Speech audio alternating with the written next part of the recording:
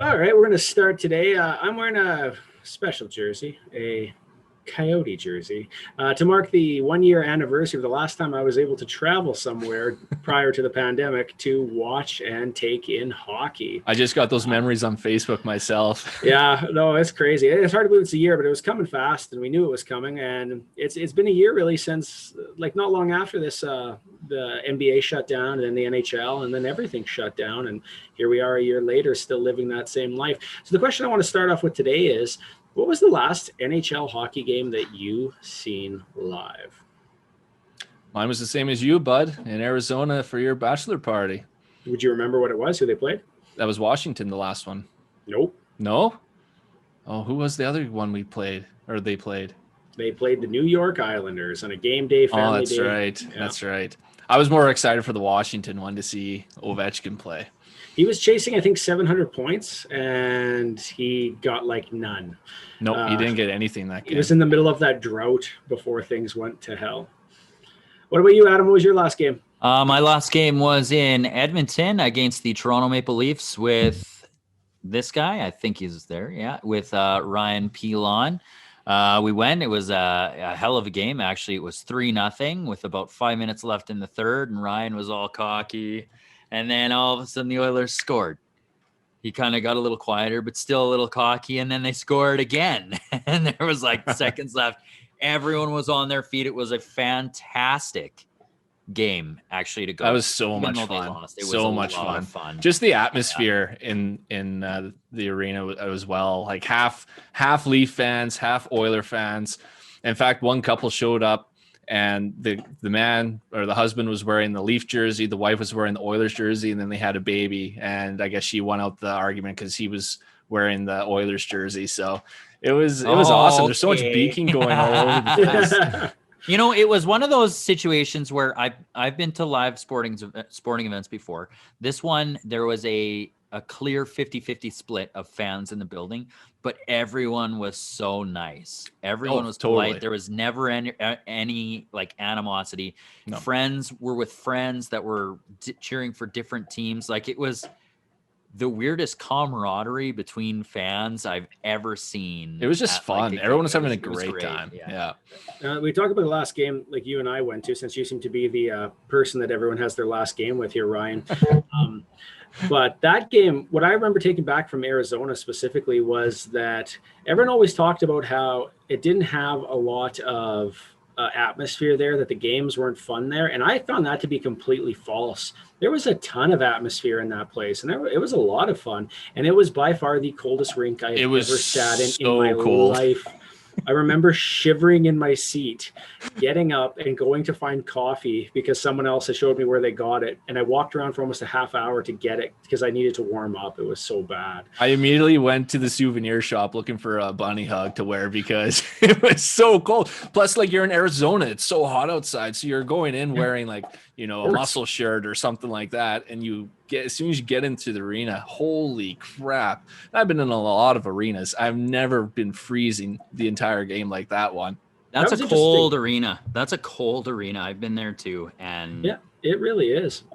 And the other thing I think was neat with it is that there's a lot of Islanders fans there. Same with the Washington game. There was lots of people traveled to it. And it was a pain in the butt to get to, like, bar none. But still, honestly. Very cool area, though. Very neat. Like, lots of bars around there and restaurants and fun things to do. And that's where we went to the what was it, the video game place, the arcade place. Oh man, that was so much fun. Yeah, so tons to do in that area. And the one game I got tickets in like this all you can eat section. Oh, that's right, I forgot about that. I just loaded up on as many hot dogs and nachos and popcorn and pop as I wanted, and it was fantastic. Oh man, no, that is true. I forgot about that. You and Nelson got the cheap seats with the all-you-can-eat food, but that's sweet. It was great. Honestly, there's great deals to be had down there, but hopefully we're getting closer to seeing games again than we are from being away from them. So to mark that, we're going to start the episode. Welcome to Delayed Offside.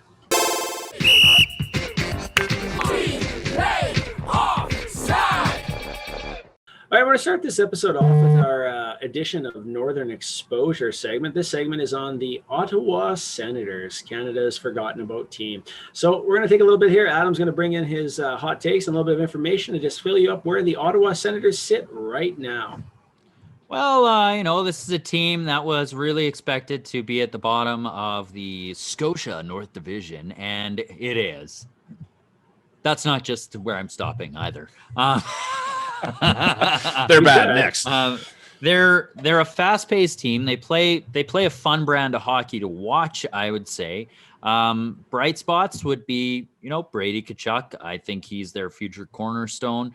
You've got Chabot on the blue line, and Tim Stützle, who has been a very nice German surprise for the Senators. They need help in net. They've been really struggling there with Matt Murray and Hogberg. They can't seem to buy a win. They've tightened up their game quite a bit lately, beating out the Montreal Canadiens.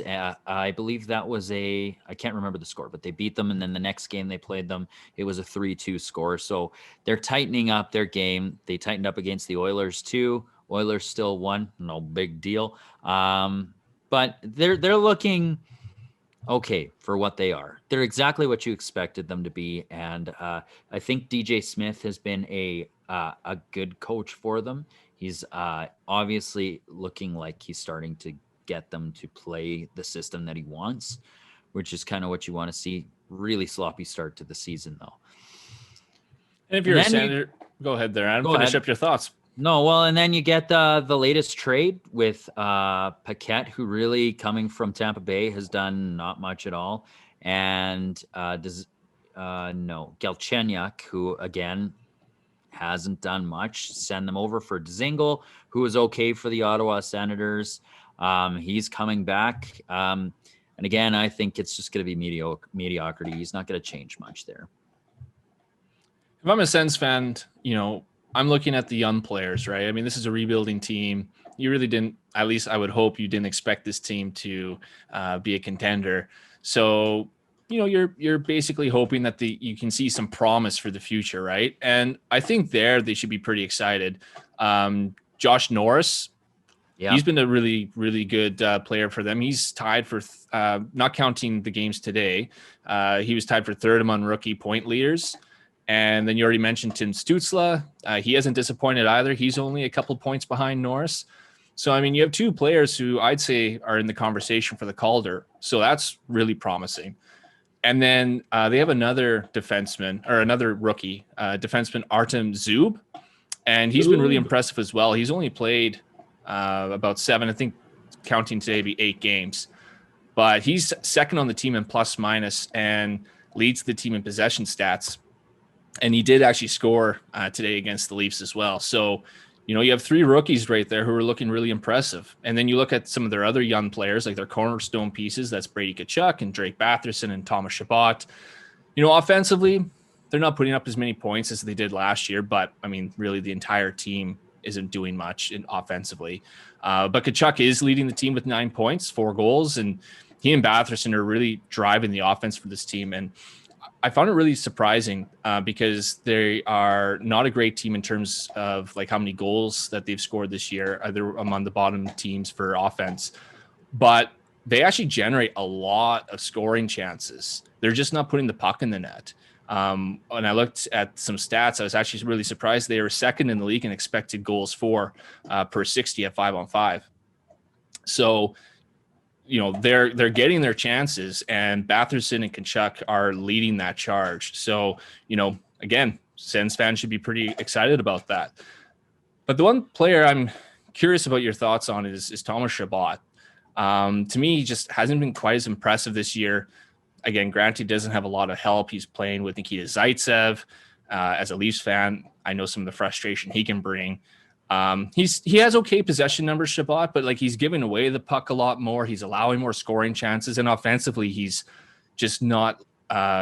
He continues to digress year after year. Like a couple of years ago, people were comparing him to Erik Karlsson, and they were thinking, is he going to be as good or maybe even better than Erik Karlsson was, because he had 55 points a couple seasons ago. But last year he was scoring at a 45-point pace, and this year he's scoring at a 38-point pace. And, he's 24 already. He's not that young.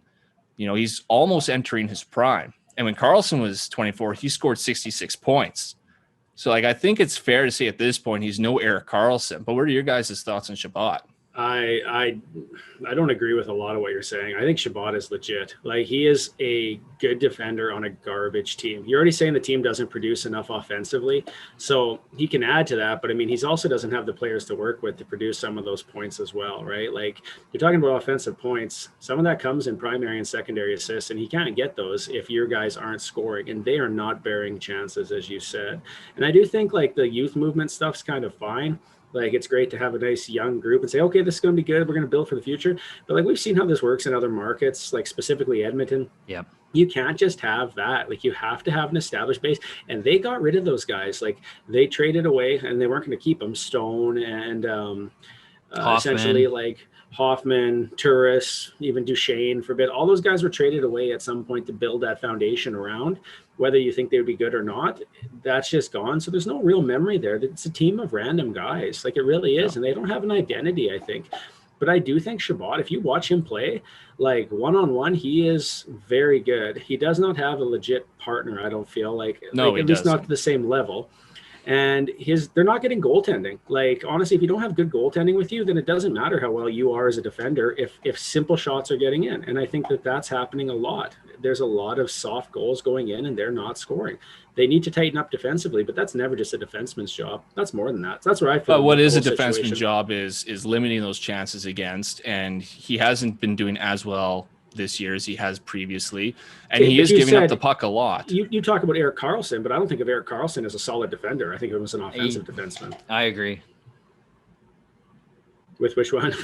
I agree with what you just said, Bern. Okay. What you just said. No, I think it's unfair to pin that on him when you don't have the structured. I'm not even going to say the structured team that Karlsson grew up with in Ottawa, and kind of, cushioned him coming up. I think he'll get there. I also disagree with the fact that 24 is being the prime for a defenseman. I think it takes him a lot longer. I never said the prime, but I think he's getting into his prime. I think you said the prime. No, I said he's almost at his prime. But when you look at numbers and stuff, 25, 26. Can we make that a segment? Ryan's numbers and stuff. Yeah. But Erik Karlsson's greatest year was when he was 25. We could call it Ryan's prime. Look at him now. But every player's different. Look at Justin Hall. He was a late bloomer, etc. So, Petrie. Not every player is the same. But I thought Chabot was younger. So the fact that he's 24. And I thought he was younger, I just remember everyone saying he's going to be the next Erik Karlsson.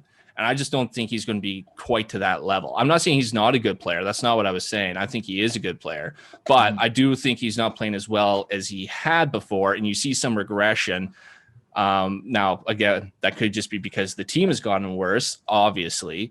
But I just don't know if he's going to be that Erik Karlsson level. Right. It might not be, but that doesn't mean you're a bad defenseman. There's lots of good defensemen that aren't Erik Karlsson level. Also, it's hard to predict with defensemen, especially at a young age. Ekblad went first in the draft, his draft year. Would he go first now? Probably not, right? That guy was a legitimate first overall consensus pick. It wasn't anybody else for second or third. It was him. But now he probably wouldn't get going in the top two. So things change. It's hard to really judge where people are going to come out by the end of these things.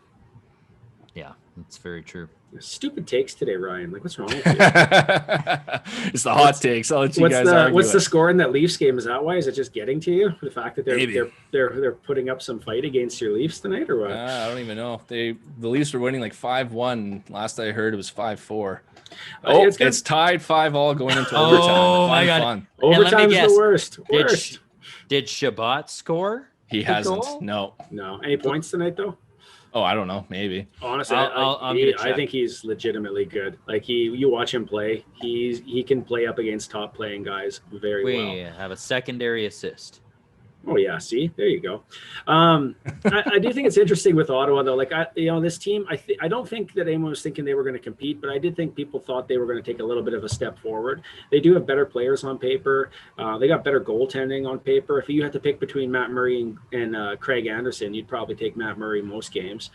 But none of that's really come to fruition. I think that's been a bit of a surprise here. Also, being locked in our division makes it tough. When you're the worst team in the North Division, you're the worst team. There's no one else for you to play against or to change with. It's like it's you.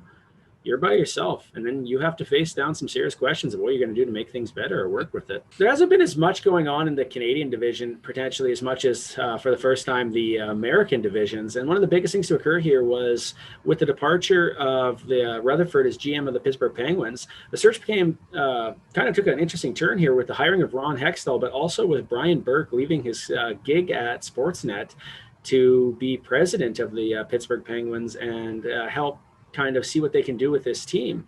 So why do you think these two were selected for this role, and what do you think they bring to the table to help change this team and maybe get this team back to its winning forms? I think it's potential with Ron Hextall. He was a GM in Philly, which is weird coming from Philadelphia to Pittsburgh, especially him being a Philadelphia Flyers legend as well. You think that'd be conflict of interest in terms of just like, why. But I think they saw what he had done and what he built like after he got let go. So I think they liked what they saw. And also GMs in their second jobs usually learn from their past mistakes. So maybe he would, if he had another Carter Hart, which is going to be very, very hard to get, let him play a little sooner, right? That was always kind of that thing that was out in the media when Carter Hart was playing in the AHL, bring him up. We need goaltending. It's not working. And he was really adamant and preaching patience with the goalie. So maybe he learns and gives opportunities a little more freely in that capacity. In terms of Brian Burke, I think, you've just got a guy that's got a wealth of information and know-how within the league, and it's kind of a no-brainer to bring him in, see what he can do. Just give him a shot. He's super smart. So, right, and he's been around. I was actually surprised by the decision, mainly because Pittsburgh is in a win-now mode. They're trying to get another cup out of Crosby and Malkin Letang, and Hextall's biggest critique against him was just his patience. He was super patient with the team, drafting, developing, didn't make a lot of big splashes in terms of free agency or trades. And that's what he's going to have to do with the Penguins to get this team into that contender level again. So I was just kind of surprised. Now, obviously, he was in a different situation with Philly. It was a rebuild at that point in time. And I think also the fact how good Philadelphia is now has raised his stock for that simple reason. So I think that's why there was interest in him, and that's why they brought him on board. The other thing I was surprised about, though, was the biggest flaw with him in Philly was his lack of ability to get goaltending, like Adam mentioned, not bring up Carter Hart, but all the goalies he would bring into Philly never worked out. And the biggest problem with Pittsburgh right now is goaltending. So, which is ironic since it's Ron Hextall. It's funny you say that, but like if you're bringing in Brian Elliott, like you're not thinking it's going to really be any different than that anyway. It's not like you figure like we found our number one, are you? I mean, I don't know. I feel like Brian Elliott, yeah, you're never really thinking. You make an interesting point. One of the things that's come up a lot here has been the idea that in Philadelphia, it was more of a rebuilding, whereas this is a win now. And Ron Hextall isn't the same experience there. But I'll tell you this, which is that Pittsburgh's closets are bare. Their cupboards are empty. They do not have the pieces. Rutherford, he won his 2 cups, but then he basically did the Regina Pats model, which was you have a couple good players, so you're going to keep selling the future to try to win now with a team that is not as good. And that is honestly one of the biggest mistakes you can make at that time. And I'm not saying that they couldn't have, but the truth is had they kept some picks and developed, even just taken a year where they're like, yeah, we can't go for it this year, but we can try to win normally, they would at least have some players in their system to like move forward or to try to use now. And they don't, really don't. No, they don't have any elite prospects. They don't have their first round pick. They don't have their third, their fourth, or their sixth round pick. So, they've gotten rid of everything. You're right. I don't even know what they're going to be able to do. And then trying to find a goaltender is going to be an interesting hunch if that's the real thing, or if they try to like see how these guys are. But I'll tell you right now, like, I don't think they're going to make any trades right away. You're going to at least see another week or two before anything happens, because they haven't watched their team yet. They don't really know what they have. Yeah. Well, and they may need to even wait for a few teams to really fall out of the playoff race. Very true. And be willing to part with their starting goaltender before they can actually land a legit number one goalie. Even then, if you're a team, like, what's Pittsburgh giving you for your legit number one goalie that's making like their 2022 first rounder? And yeah, exactly. I don't know. And whoever they eventually trade Malkin for to recoup some of those picks. I don't see that happening. Me either.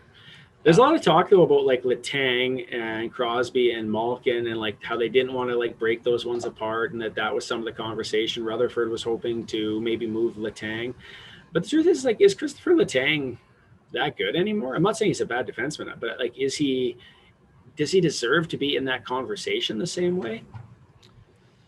I think I'm going to make the comparison that is very much like what Duncan Keith and Brent Seabrook are now too. They were those stud defensemen in Chicago, and really Letang was too, but it seems like they've kind of fallen back a bit. And that could be age, that could be wear and tear, that could be injuries, of course, with Letang. But where was I going with that? Jeez, I lost it. But yeah, I think radio. He's just, well, Baron, what I would say is that was a horrible take on Letang. You can't judge a defenseman on when he has bad goaltending, and so it's totally right. Not Letang's problem. Right. It's not his fault. He's very, very good, and I just think that was a terrible take on your part. Yeah, no, honestly, I think he's lost a step as that top defenseman that he was. And honestly, it's attributed to his injuries of the past. What's something you look at when we look at fantasy drafts, for instance, when you're going to draft a defenseman and Letang is there? What's the first thing that goes through your mind when you look at that name? Why did ESPN rate him so high? Yeah, healthy. Is he going to be healthy? That's the same thing that runs through my head with Malkin when he pops up. Letang's always injured. Injury, right? Yeah. Like injured. Is he going to be injured? It's funny. It's the same thing. In fantasy, I traded Malkin away 2-3 years ago because I thought he would start regressing, and he has. Or it was 2 years ago, and then last year I traded away like Tavares for the same reason. That one hasn't worked out so well, but definitely the Malkin one was. That one's time had come. So it is too bad. Like, I mean, it's part of it, but age catches up with all of us, and I do think they have a lot of work ahead of them, because honestly, they have good pieces still, but every time you take another piece off now, you're creating a deficit somewhere else, right? Yeah, like their window's closing very soon. Well, honestly, it's like, if you're going to go for it now. And if I'm a Penguins fan, I'm saying go for it. And you know what? We're going to have some pain in the next few years after this is all done and over with. But you know what? I got to enjoy 3 cups, so it's worth it. Okay, but here's the question for you then. So if they pad someone, they get a legit goaltender. Because let's be honest, given cap space and everything else, you're only getting one probable piece. You're either getting a forward, a defenseman, or you're getting like a goaltender, and then everything else you're going to get in the other positions is going to be so-so, right? So if they get, let's say, a legit goaltender, or they keep their goaltenders and get a legit defenseman, do you think they're going to be better than Vegas? Do you think that this team is better than Tampa? Not as deep. I don't think they're just as good Tampa in terms of depth. Well, then why are you going for it when you're not going? Because in the playoffs, anything can happen, man. And it's like, as long as you get in the playoffs, you have a shot. I mean, all you need is a hot goaltender in the playoffs, and you can win the whole thing. Like, I hate to say it, but I feel like after the third cup attempt where they got the 2 in a row and they were going for the third and everything didn't kind of work, I feel like then that was the opportunity to kind of like do some changes or rebuild a little bit better on the fly, take a weaker year, stock up your cupboard a bit again, and then go from there. And I feel like that opportunity is missed. And no one will think back on Rutherford for that because of the 2 cups that he won. because that's how winning works, right? No one remembers your misses. But the cleanup here is going to be long. And I feel like this will still be one of those things where they're still going to have to clean it up even this year. Did you guys hear that interview by Brian Burke about all the text messages he received when he took the job? And everyone was like, why would you take this job? There's so many mines in your way or whatever, minefields in your way. I would never take this job. I was actually kind of surprised that there was that much of a thought process on not wanting to take on a team with Sidney Crosby and Evgeny Malkin and Chris Letang. Well, why would you turn down? Like, he turned down another job apparently before this, but I mean, did you hear where it was? I hadn't heard. No, I don't think they ever mentioned. Because I think it's insulting when you say, "Hey, I didn't take a job with you, but I took a job with these other guys." Yeah. Well, there was only 2 other places he was going to go, right? And that was said in past interviews as well. I was listening to one, and he said it was Pittsburgh, and there was another city, and he didn't name the city, but there was a hint to it on 31 Thoughts. And I honestly can't remember, but I was like, okay, it's either this one or this one. But I was surprised Burke took it, because in his book, it just seemed like he was happy to be away from the hockey management side of things. And he was enjoying being a sportscaster, and he was happy being close to family and having more family time. I was surprised he took it on. I think it's in their blood. Honestly, it's like you can, even like old retired coaches, if you give them a shot, they would be excited. Like even someone like, look at someone like Doug McLean, who hasn't been like a GM in forever. He interviewed for, I think, the last GM position and for a coaching position in Pittsburgh. Like, and same with Pierre Maguire, right? They always want back in. And the truth is, it's just a matter of when, because if you can win and get your name on the Stanley Cup, why wouldn't you? You know? And I think that's a big part of it there. Ryan, have you seen the updated score to the game? No, did they win? Dadonov in OT. Man, down 5-1. What the hell happened? I can already see the storyline. Well, you know what? The Leafs just can't get themselves up for these games against smaller teams. Leafs tanking. Season ending. Well, it's okay. It's okay. Galchenyuk to the rescue. Do they trade Matthews, Marner, or Nylander? So when we're talking about teams here being legit, and like we already said that Pittsburgh is probably less likely to, make any real headway here. But moving on there, let's talk about Tampa a bit, because Tampa's been pretty impressive here, and all without Nikita Kucherov. Even though they don't have him, even though he's out, they're still the top team in their division. What do you guys feel about that? Is this team loaded to bear again? They're so good, man. They're so good. And I don't even think they're playing at their best yet either. But, they did this last year. Like, Steven Stamkos was hurt the entire year last year, too. And this year. Well, yeah, I think he's back now. Or I think I read he's back. He's back? Returning. Oh, I heard okay. I think he's returning. But, they went the whole year last year without Stamkos, and they didn't finish first in their division, but they went all the way to the Cup without him. So obviously they have enough star players on that team and role players as well to get the job done. Yeah, it comes down to depth and habitual winning. And that's what Tampa's culture is there. That's what it's been since John Cooper has arrived and the culture he's created. And I think once you create that and you set a standard for work ethic, that rubs off. And it's done that in Tampa year after year after year, and it paid off last year. It's no surprise that there was no drop off, because you've also kept your core players and let a number of your supporting cast kind of go. So it's not really a big surprise to me either.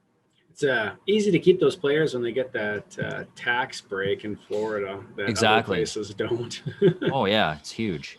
And also you get to live a pretty quiet life out there, which is hugely different from anyone who lives up north or plays up north here. Tampa is impressive in the sense that legitimately, even though they only won it last year, they probably should have won it at least one other time by now. And they're still looking strong again moving forward. And at the end of the season, if by the time the playoffs start, Kucherov's ready, he could step into the lineup and end up playing. And that's just a hell of a bomb to throw up to a team that late in. Huge. Yeah. So it is kind of scary, actually, how much skill they've been able to keep. And this is a team I thought was going to get hamstrung by the cap a lot. And Kucherov going on IR, Ottawa taking the trade. They did throw. Who did they throw down on waivers again? And no one took him. Tyler Johnson, contract, which was a little bit surprising. Not surprising in the sense that no one took him, or actually, I am surprised that nobody took him, given the fact that you could have him. But I guess he's not legit top line guy. Yeah, or anything, he was so good in that one cup run they went. When they went to the cup, and who'd they lose against in the cup final? Chicago. I think they lost to Chicago that year. But that triplets line, and Tyler Johnson was the driver behind that line, but he broke his wrist. And it was ever since then. He's never been the same since then. Yeah, wrist injuries don't recover well. Like, they really don't, let's be honest. You just don't have the power anymore, right? With that shot. No, it's true. But the top teams right now are the Leafs, despite losing to Ottawa twice. Or no, just once now, right? No, that's the second time. Oh, second time. Okay. Yeah, thanks. Despite losing to Ottawa twice, the Leafs, Vegas, Tampa, and Boston. Is this a surprise to you guys that these are the top 4 teams of each division, each conference? I would say not really. Boston kind of surprises me a bit, but I mean, again, it's the same thing. They're a workhorse team, and they're led by example by Patrice Bergeron, who I think is a really good pick to be captain. So it doesn't really surprise me all that much. I think they're in a weaker division as well. Correct me if I'm wrong. They got Philly, the Islanders, Washington, Pittsburgh. Yeah, no, that's not the division I was thinking of. Yeah, it's a pretty tough division, but at the same time, I think goaltending, it's a more offensive style division where they're pretty defensive and they can hold teams off. So I don't know. I think Boston would be my surprise in that division, because you would generally think that like Washington was going to be top of that one. Yeah, I'm not too surprised. Sorry, go ahead, Ryan. I was going to say I'm also not very surprised by any of them, but I agree with Adam. If there was one I thought maybe wouldn't be as great, would be Boston. Again, like Adam said, their player. Well, I guess, did you say it, that their players are getting a bit older, right? They're getting past their prime a little bit, or you would think they are. Every year, I'm wondering, is this the year Boston finally drops off? And then they lost Chara, who's a big presence in the locker room and a leader on the team, and a big presence on the back end. And so you lose some of those pieces, and then the youth continues to fade. And I wouldn't have been surprised if they had dropped off, but I'm also not surprised that they're in the top of the division. It's interesting you make that point there where you say like their age and they dropping off. Like this was the team that I predicted was going to take a step back this year, partially for the loss of leadership. They also lost Corey Krug. They were putting in younger guys into big roles, and they didn't have Pasternak, and Marchand wasn't sure if he was going to start the season or not, and he did.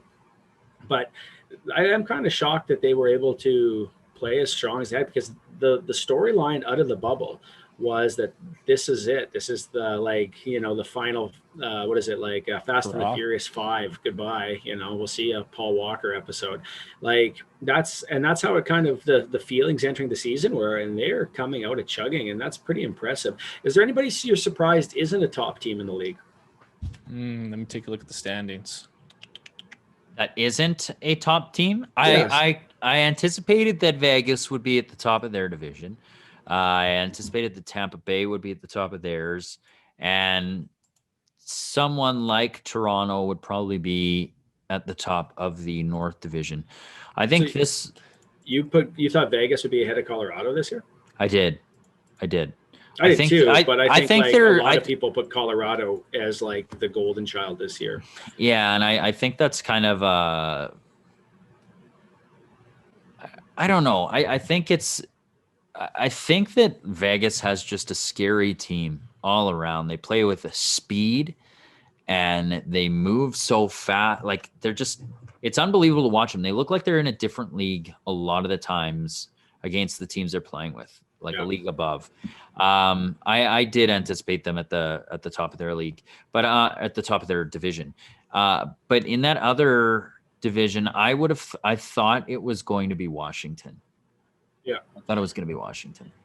See, like I think Vegas is right now a better team than Colorado, and I mean the points, whatever. But I think they are a better team. They're more mature. Like Colorado still has a lot of young pieces moving in there, and goaltending is a little bit unknown for them, and that's another issue. Because if you show someone, honestly, like show me a good coach, you can see it, and they'll show you a good goalie, right? Like that's the key for a lot of these things. But I do think Stone is just an all-around impressive player. He's does so much. So good. Yeah. And even in his time in Ottawa, we knew he was good, but no one ever knew he was this good. Yeah. Another weird one on there is probably Florida. Florida's second right now. They just beat Tampa today. And they've looked like a completely different team from last year this year. So that's a hell of a change for them. I mean, you go by point percentage, they're actually tied for first, and that's probably not counting the game today. So if you go by point percentage, they might be first in that division. Oh, really? Right and now. Who knows how COVID will play out, so they might just randomly. And the funny thing is, if you had told me that Florida is the top team in their division, I would have thought Bobrovsky had this monster comeback season, bounce back season. But it's, from what I've seen, he hasn't actually. It's the other goalie, Chris Driedger, that's given them great goaltending. It's funny. They have so many good goalies in their system, and they have no spots for any of them because of Bobrovsky, right? Right. Never sign a Russian goalie long term. It's a life lesson. Was he 10 million? Yeah, something like that. But what was his name? Brizgalov had a long one in Philly too, and that was a gong show. Although he still lives there, and actually he's good TV. I'll give Briz that. So he's only afraid of bears in the woods. My dog is Sexy Woman. That was my favorite one. I forgot about that one. Oh yeah, she's blue-eyed, beautiful blonde lady. Like, she's so good. Loved it. He was the best part of that show. Like, honestly, those still hold up. Good. They're fun to rewatch. When Anisimov scores the goal and does the gun shooting, and then they try to beat him up, and he gets kicked out of the game. And Sean Avery walks into the changing room and just shakes his head at him as he walks by him, because he's like, "I didn't know that was a big deal." Because he's like the guy he grew up watching always did it. I thought that was awesome. So do you guys feel like the playoffs are already set in the NHL? Like, so there's always this conversation that occurs around American Thanksgiving. Around American Thanksgiving, if you're in a playoff position, like 99% or 90% or something like that, you will make the playoffs. The biggest, most notable exception being the St. Louis Blues, who were in last place in the league in December and then turned everything around by getting a goaltender. And so I got to ask, do you feel like playoffs are already set, given the fact that we're in a condensed season and the way things are going? Ryan, start with you. I you know what? I'd say for the most part, yes. I think there'll be a few teams that are near the bottom of their divisions that will rise near the top still. That usually always happens. But I think, at this point in the season, you can kind of see who are the contenders and pretenders in the divisions. Adam? Yeah, I don't think they're set myself. I'm looking at the standings right now, and there's still a lot of fight between these third, fourth, fifth, sixth place teams in a number of these divisions, like 17 to 15 points, separating Pittsburgh, New York Islanders, and Washington. You've got 18 separating fourth and fifth with Chicago and Columbus. Like, it's going to be a dogfight between them. And they're only 3 points out of first in that division, to be completely honest. And then we look in the Honda West. And again, it's like 15 points, 16 points. It's going to be a dogfight. I don't think anything is set. I think maybe the top two teams are, if they keep playing the way they are, have it set.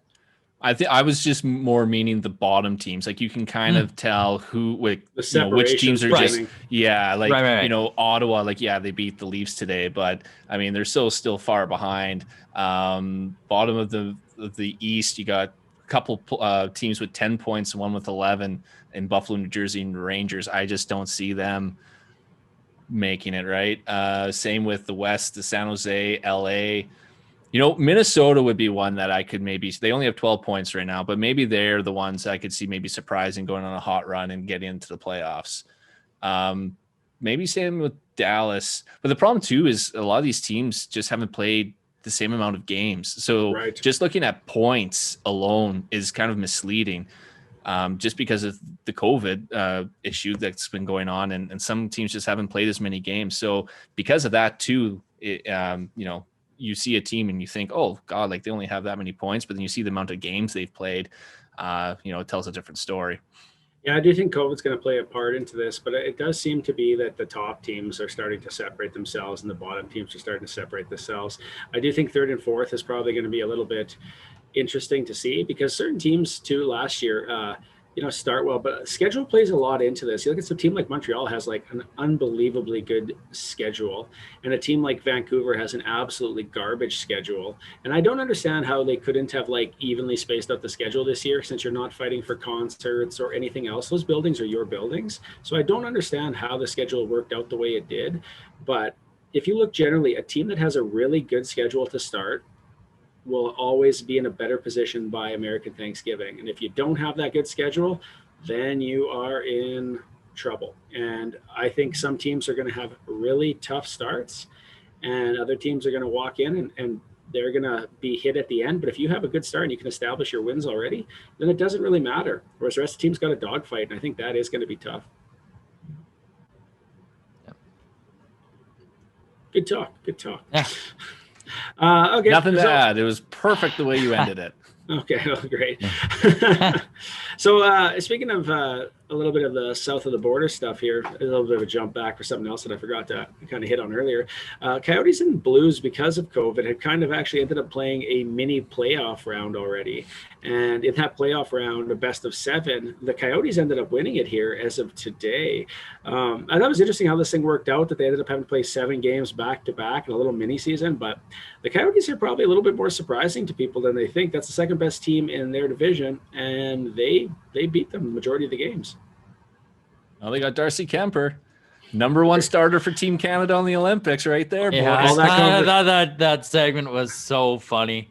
Ryan comes in smugly, and he's got his little screen share with his jerseys popping up. I picked Darcy Kemper because Carey Price has gone down in the market. Who has enough time to make like an entire video presentation? You know what's kind of funny though? After we did that, like all week, all I've ever heard about is this debate on it: is Price still good or not? Like in every single podcast I've listened to. Because NHL, like the news and stuff, it's always the same stuff. Like the same stories get grabbed everywhere. No, it's because they listen to our podcast and they stole my idea. That's why. That's fair. Yeah. Someone's got it. Oh man, Mike Smith is returning to form tonight. He has allowed 4 goals here on like 10 shots, 11 And literally shots. just before this podcast, Adam was raving to me about how good he is, and that's exactly what the Oilers needed. Well, they did need someone to come in and they play need well, goaltending. but he is not playing well right now, so get him the hell out of there. What cost? Who are they playing tonight, you said? That was my Willie Ways In, too. That was my Willie Ways In last week. Don't know if you guys watch it, but I do. I watch it sometimes. I haven't watched them all, I'll be honest. Yeah, I figured it's okay. Good. Yeah. Well, if you do something, part-time friend. I do it every game. Yeah, I don't got enough time for that. Some of us have work and stuff, Adam. Yeah, 5 minutes, No, it's too much. 5 minutes. Too much. Maybe cut them down to 2 minutes, so it's like an attention span thing. Ryan's just on the toilet while yours is playing. He's like, "Oh yeah, Mike Smith, that's good." I got fantastic to listen to. I was taking a shit. Just makes my stomach tighten up and loosen and tighten. Just let it ride. Oh god. Sanjay's gonna be sitting there being like, "What the hell happened with you guys? What's wrong with you?" So there hasn't been much going on, except there's a little bit of trades occurring here, and we kind of covered this a little bit, which was at first Ottawa makes a big trade here in the sense that they trade away Galchenyuk and who was it? What's his name? Paquette. Yes, Paquette. And reacquired Ryan Zingle, and then Carolina flipped Galchenyuk back to Toronto. Someone break down these moves for me. What do you think? What's the benefit here? What's working out?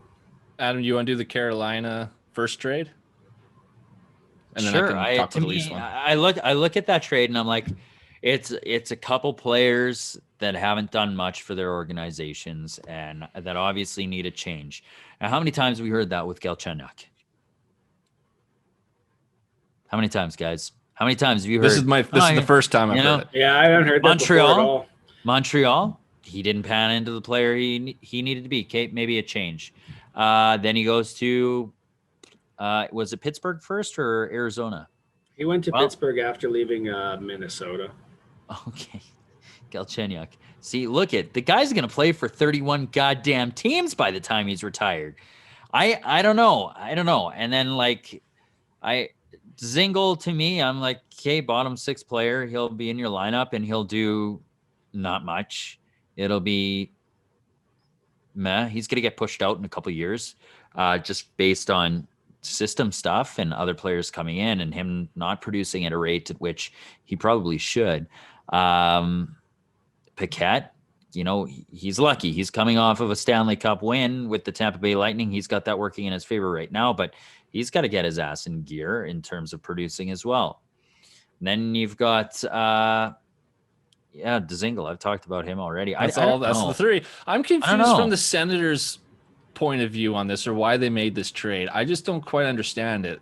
You would think if they were going to trade away Galchenyuk and Paquette, it'd be for prospects and picks, not a player coming back. And I believe Dzingel's contract is more costly than both Galchenyuk's and Paquette's combined. I believe just a little bit more than the combination of the two. It's not a lot more, but it's a little bit more. They're not shedding salary cap. They didn't get any prospects or picks back. Is it just they really enjoyed Dzingel when he played for them and wanted him back, or what do you guys think? Well, if you think about it, the thing you said was they're not scoring. So he's a guy who has scored for them in the past. So, okay, let's take that. Then you have him. And I think the truth is the contract's off your books at the end of this year, and you could probably flip him for a pick later if you want to. They have lots of prospects too. Like they still have Sanderson coming in. He'll probably maybe play for them next year, if not next year, the year after. Like they still got lots of prospects. Oh, they have tons of prospects. Do you really need those picks? Probably not. Why not?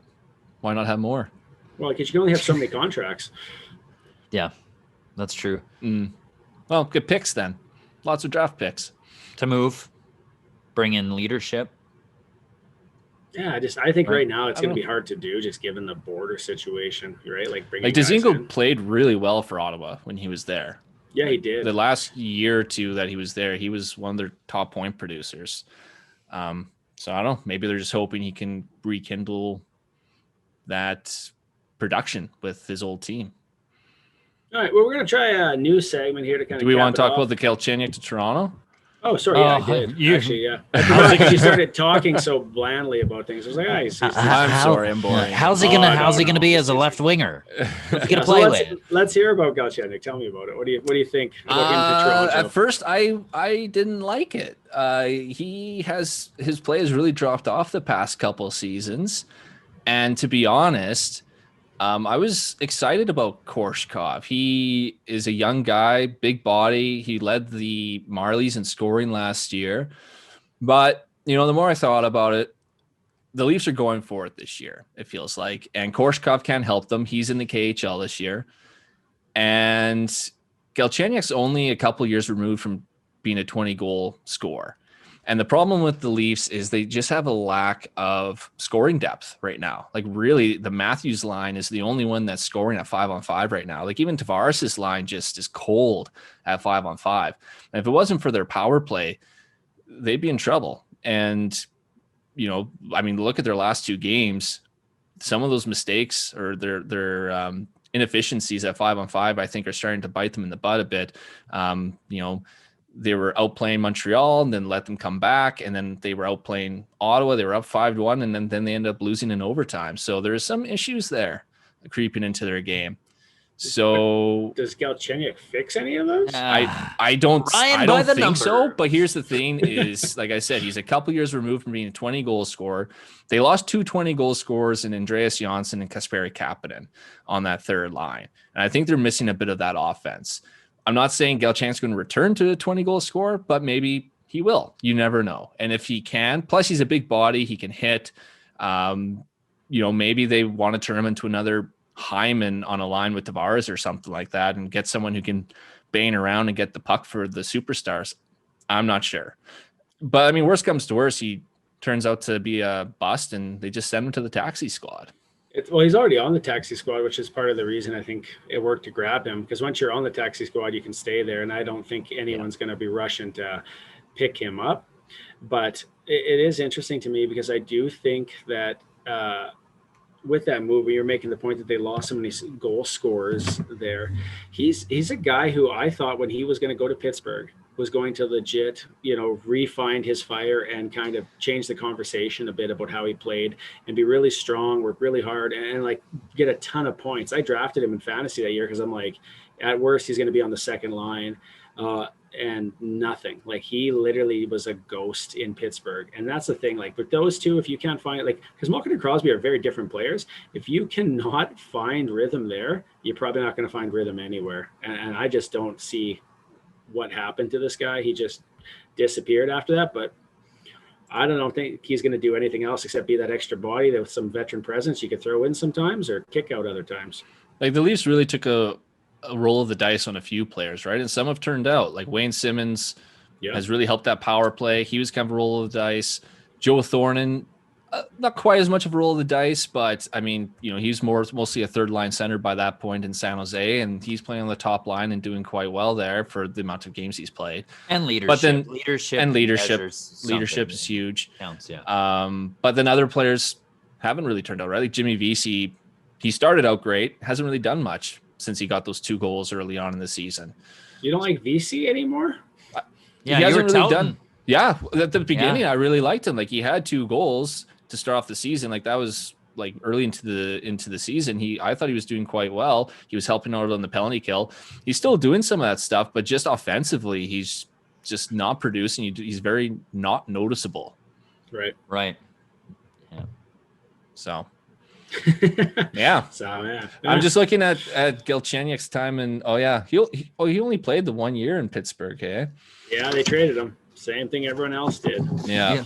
And that's when he dropped off too. Yeah, because Arizona, he's had 22 goals, and before that, 19 goals, but only in 72 games. And before that, like, he was always a 20 goal scorer up until he went to Pittsburgh, and for some reason, just fell apart. So you gotta think, is he like not great in the locker room?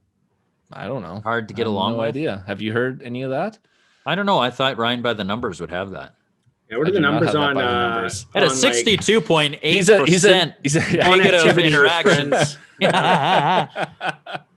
What would you call that? He's a -4 in charisma. An LRL, locker room leader. He's a -4.0 right now. Yeah, there you go. We're gonna start 2 years ago. We'll start putting this into Dungeons and Dragons terms. It'll be named after the Mark Messier Leadership Award. It'll be your mess factor or something. He's got a mess factor of 6 right now, which is really quite low given how much he was brought in to gel this team here heading forward into playoffs. Galchenyuk.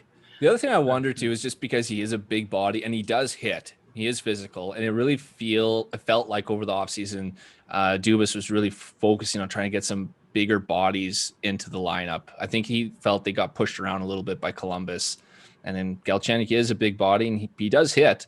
So maybe it's just that aspect of it he wants to. Maybe they throw him on that third line, like that checking line that he wanted to do, so they can keep Hyman up in the first 2 lines.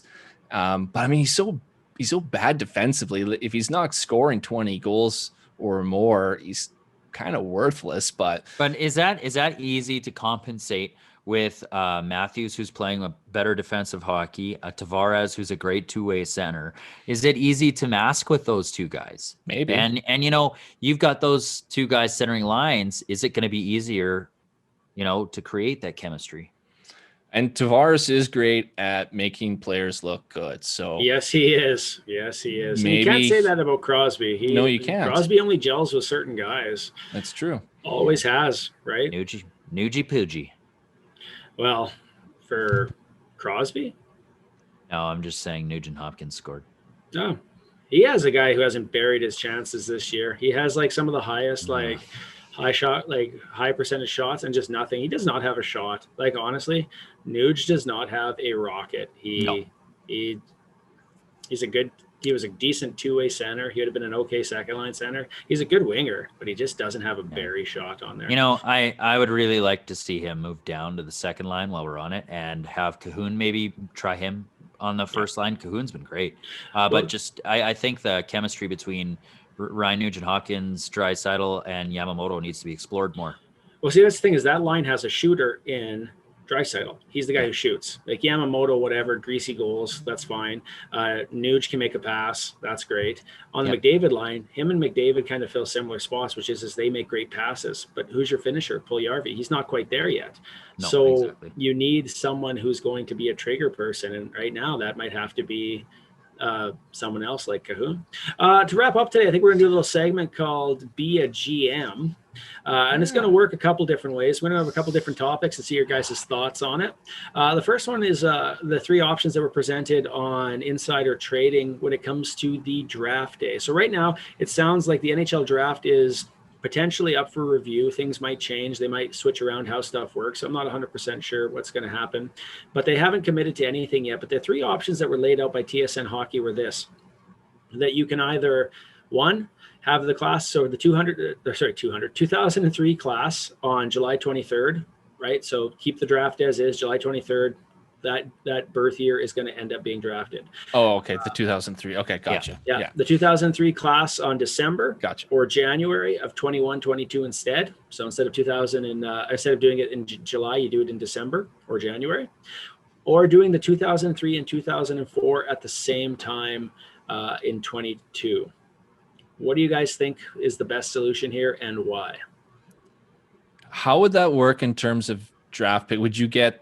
Oh, that'd be exhausting. You do one day. You would do the one draft, or 2 Would days, you get more draft picks though, or would it be the same amount? You would do no drafts this year, but however it plays out would apply to that first draft, and then however it applies the second year to the second. So let's say if you're Ottawa and you're the worst team and you get the first overall pick the next year, then for the 2004 birth year draft and you got to like halfway, like a middle of the pack, then you'd pick middle of the pack for that year. I see. It wouldn't be combined. Yeah. So you would do the two one separately at the same time. Oh, okay. So you would do the one group first, and then you would with the latest draft picks, and then the next group you would do with the next year's draft picks all at the same time. Yeah. You know what? That makes sense to me because it's difficult for teams right now to get a sense as to how good these players are. There's not a lot of opportunities for these players to show what they've got. I mean, the WHL just announced that they're going to have a bubble here in Regina. So luckily there's some junior players there that get to play. But overall, it's a difficult time, and it's going to be less of a season as well. Just not as much opportunity. So if I was a GM, I would want my scouts to have as much opportunity to take a look at these players to ensure we're confident in picking our draft picks. Yeah, Go ahead, Adam. Sorry. I would agree. Do them both at the same time. I was thinking about it, and I was like, well, that's kind of stupid, and that would be like an extraneous amount of work for scouts. But there's no way to watch the kids right now because there's no hockey. So the junior leagues would have to be willing to allow a year older of players to play, because right now it's what you get, like a couple of 20-year-olds to play, I believe. I think you get 2 or 3 21-year-olds. So 21-year-olds, or 20-year-olds. 20-year-olds, right? 20-years, 20-year-olds. Yes. Yeah. So it should change, and it should be you get a handful of 21-year-olds. So that way the 20-year-olds can still play at the junior for 1 year until it gets caught up. If you're 20 and you're playing in the dub, you're not. Where are you going? You're going to go to CIS. You're going to go to CIS or East something Coast. like that. Yeah. You're not. But these would be kids that would have been drafted at 19, though, Baron. Right, but you have some of an extensive idea of what they worked on from previous years, and like you said, a bubble is coming. So, scouts are going to be in those bubbles, or right? But you're not drafting until they're 20. So, like 19-year-olds who are playing now would be 20 when they're actually allowed to be drafted. Right. No, but that's not happening. No. But that was my option, was to wait for another year. And then you went off the board. You were given 3 options and you chose a 4th. You son of a bitch.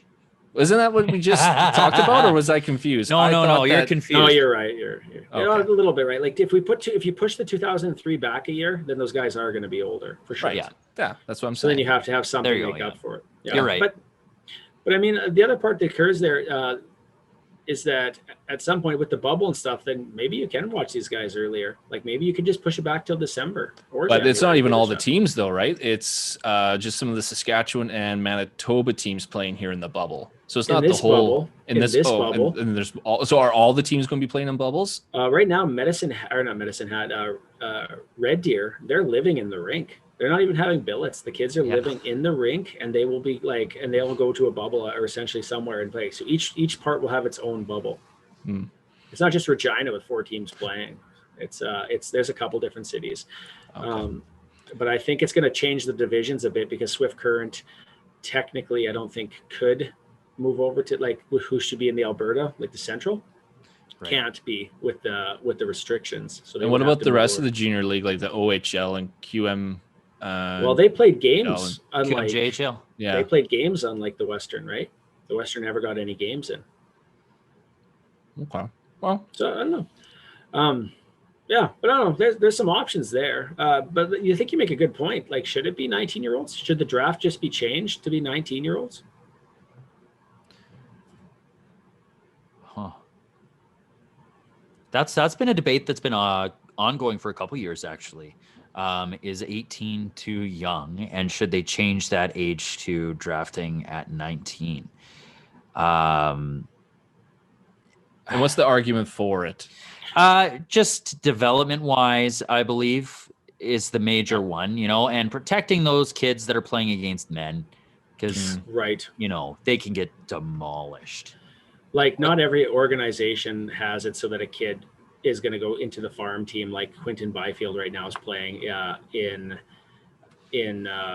Ontario for the Reign, right? Mm-hmm. Whereas if he was in a weak organization, he'd probably step right up in and play, right? Now Stutzel, whatever, Stutzel's doing well, so fine. But a lot of guys are put in that situation and don't excel. And it does do some developmental damage there. So some of the ideas is that if you would do that, it would give them more time to develop at junior.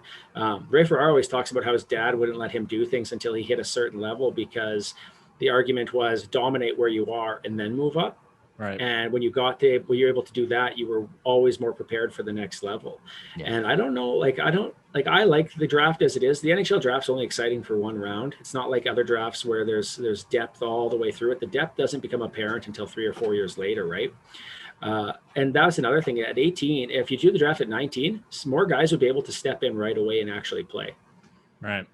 But at 18 right now, if you get drafted and it's apparent you're not ready for the NHL, you go back to junior. You don't even have an option to get sent to the AHL.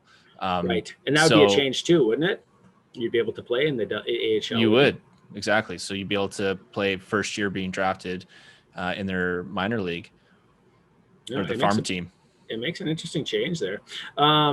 Next topic here for the GM panel is based on these players that are Canadian teams only right now, which would you trade for and why? Your options are Caleb Jones, Sam Bennett, Jake Vertan, Travis Dermott, Victor Mete, Derek Stepan, or Ryan Zingle. You said Derek Stepan? Yeah. Stepan. I said Stefan, didn't I? Can you repeat them again? Caleb Jones, Sam Bennett, Jake Vertan, Travis Dermott, Victor Mete, Derek Stepan, and Ryan Zingle. I think I'd go Jake Vertanen. He's shown that he's had some. He's got a high ceiling for what is he, a winger? Vertan, yeah. Yeah, and they're generally pretty difficult to get. And I think maybe a change of scenery for him might be a good thing. And in terms of like if I was, say, a team like Edmonton looking for a consistent winger, that's who I would kind of go for. That's tough. There's a couple really good players in there that are some good bait. Ryan? I guess I'd go Victor Mete from Montreal. I think he's actually a pretty good defenseman. It's just they're so deep in Montreal, he hasn't really had a chance to shine. No, fair enough. I'm going to go with Sam Bennett because I feel like wherever he goes, he won't have the weight of that 4th overall pick. And come playoffs, if you can make it there, he's dynamite. So true. To some degree what you're getting when it comes to him. And I think that's interesting. That was like Danny Briere Like, I mean, he was good in the regular season too, but as soon as it got to playoffs, he just took it to another He was level. a machine. Yeah. Those old Buffalo team, man, like that team was so good. They're fast. They played hard. Like they were fun to watch. I don't know what the job would be, but your equipment manager and your marketing guy come up to you guys and they say, hey, we're going to unveil our new outfits. Here's our new helmet. And they pull and they show you a shining gold helmet. You're the GM. Do you say yay or nay? I say, can I see? Can I hold it? Can I hold it? Because it looks, I just want to know if it's actually pure gold. Just run out of the room. I want to see how heavy it is, if it's going to affect my player's ability to move. But I watched a couple clips with that on, man, and Jesus Christ, no. Yeah, that'd be a no for me as well. To be honest, the first thing that came into my mind, for whatever reason, I'm like, it's C-3PO out there. I just instantly thought it looked like C-3PO or something like that. Oh my God. I don't think you were wrong. Good. You know what's funny is that LA did the silver helmets. They did the silver helmets for their outdoor game with the LA jersey, with the what is it, the airplane one, the aviation jersey. And honestly, it looked good. I thought it looked good, but it worked well with the jerseys and stuff. And I feel like the gold just draws a weird amount of attention to how the way from the rest of the uniform, and it just focuses on the head, and I don't care for it. It makes their head look weird. I'll give them kudos for trying something different, though. You know, like we often criticize teams for sticking to plain Jane and not taking, being a little more creative with their jerseys or whatever. So at least they gave something new a shot. I think it'd be kind of cool to see something with like a matte finish in terms of gold. You get a shiny look all the time. It'd be kind of neat to see some matte finish. Now, isn't that what they had before, though? Was like a gold kind of matte helmet? Like a yellowish helmet that was kind of gold-like. Was it, or was it gray? Oh, I thought they had the gold helmet. Good question. What was the jersey? I can't remember the jersey they were wearing. Was it the gold? They were wearing with the silver one. Mm-hmm. Yeah, I don't know. I don't dig it. The silver one I'm fine with, like the silver helmet, but I don't particularly care for the gold helmet. Like maybe it looked better if they were in their black jerseys. Maybe. Yeah, I don't know. Like the gold jersey, I don't think it'll look good either, though. Just to be honest with you, I just feel like no matter what, it's going to be one of those things. It's like to some degree they remind me. I can't see that, Adam. It was gray. It's like that gray. It's a shiny kind of gray, and then there was white. Mm. It's funny, like when you think back to old time hockey, like the Seals, for example, were a team that often did different things or tried new things out to get attention and get fans. And Vegas is doing it. The thing is, it's just everyone's, for the most part, they've just done a really good job of it, as opposed to the Seals, who kind of just made it a sideshow. But it's a fine line sometimes between like being kind of cool and then being kind of crappy. So you know what they really wanted to do, the Vegas theme, they should tape some of those stripper cards to their, or escort cards to their helmet. They're gonna say, get handed out when you go down the strip. Get some tassels on them. Oh man, yeah, no, that's a very good point, Ryan. It's a very good point. Your wife doesn't listen to your podcast, does she? No. What are you talking about these cards? She'd be like, nothing. I don't know what you're talking about at all. He doesn't listen. So just waving your hands. I'm safe. Just like, edit point. There was one thing I skipped over earlier prior to the GM segment, which was with Vancouver kind of having a little bit of a rough year here and also a terrible schedule, but they're having a rough year.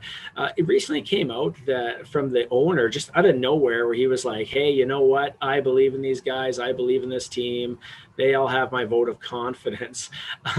Keeping in mind that their head coach has a contract to the end of this year and that's it. What do you think about moves like this? Is this sound, or do you just like say this is nothing? If an owner goes out and says, I believe in these guys, it actually doesn't mean anything. Where do you feel something like this does? And does it do anything for a team? I think it means something. Where there's smoke, there's fire, and something's brewing. Now, the thing is, there's 1 year left on that on Travis Green's contract. So when it comes down to it, how are they going to evaluate him? He's had a couple really good years there and one garbage right now. So I don't know. It's really hard to tell. Is there internal conflict as well, which is huge, right? And we don't always get to see that as fans. I do sometimes wonder how long till a message from a coach like wears out. Some guys just have shorter shelf lives than others, and Green has a long shelf life as an AHL coach, but that doesn't mean that NHL it's not going to be a different system, right? Like you're working with very different guys and very different things, and so I do wonder how some of that actually plays out. Yeah, it's very much so like Eakins, right? Yeah, still I don't think is a good coach, but that's me. Yeah, he's probably better than he was when he was in Edmonton, but that bar was pretty low. He also didn't have a lot to work with, to be honest with you. Elon? I just think if you don't come out and show support, then it's going to generate hype in the media. So you're trying to avoid that. And who knows if there's truth behind it or not. But, if you don't say that you support him, then it's going to be all over the news. Okay, so you're at your job and all of a sudden an email pops up and it's just saying, Ryan's doing a good job. They don't have to worry about Ryan being fired. He's excellent. We love him. We're happy with the way Ryan's doing. But no one was asking, hey, are you on the chopping block? Like, wouldn't you be like... Oh, did it come? I thought he was asked that question.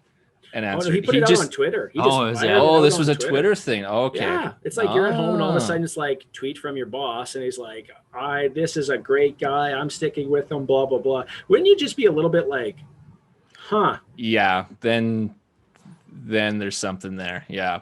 It's just like Maurice kind of coming out and talking about Blake Wheeler out of nowhere, right? And he created media hype for no reason. And all of a sudden, all anyone was talking about was Blake Wheeler. Whereas otherwise they wouldn't have. So forget what I just said. I totally did not realize that was off of a tweet. I thought it was off of something he said in an interview. So there goes my threw out a tweet there. Well, there we go. You can see how well prepared I am for this podcast. It is family day. You do get the day off. That is kind of a nice part of it. That's right. Yeah.